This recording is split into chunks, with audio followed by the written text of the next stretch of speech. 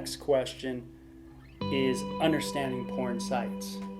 And I can already hear the parents out there going like, why do I have to know this? Like, why do I have to know this? But it goes back to our first question, or our first statements of that is, you have to, because this is their world. Right.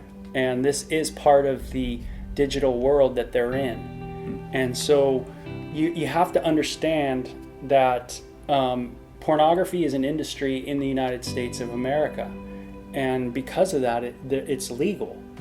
And even though it's illegal for a person under the age of 18 to watch porn, technically, like anyone enforces it though. Yeah, most porn that you're going to find on the internet is not monitored by age. Right. So people can just click. So an 11-year-old, a 15-year-old, whatever, can just click away.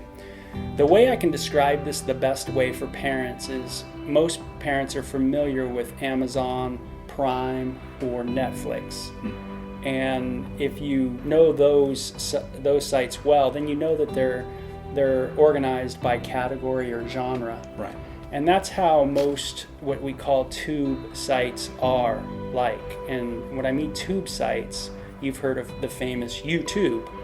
Well, porn sites have just taken that same idea and molded it into the adult world. So you have just genres. Now, the reason why this is important to understand is because if you're a young person, then like you say, you're on these sites, you're just clicking buttons, right? And so it's interesting because when you can just start clicking a certain genre that you really never thought you'd ever go into, but all of a sudden you're there. Right. And so you're going to be seeing things that you really would have never really seen probably in the olden days, even 20 years ago. Right. And the other important thing to understand about it is when you go onto these sites, for me and Bo and the other men and the teenagers that we counsel, what we found is that everyone is attracted to different types of genres of porn.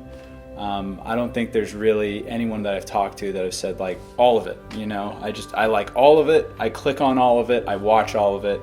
It's usually not like that. Usually as you click around, there's going to be stuff that it's going to appeal to you, and there's going to be stuff that's not going to appeal to you. And this is what's going to happen to their kid. Right. That's what's going to happen to your kid. Your kid's going to explore. And what it's going to look like for your child, especially in our culture today, is it's going to be them exploring their sexuality.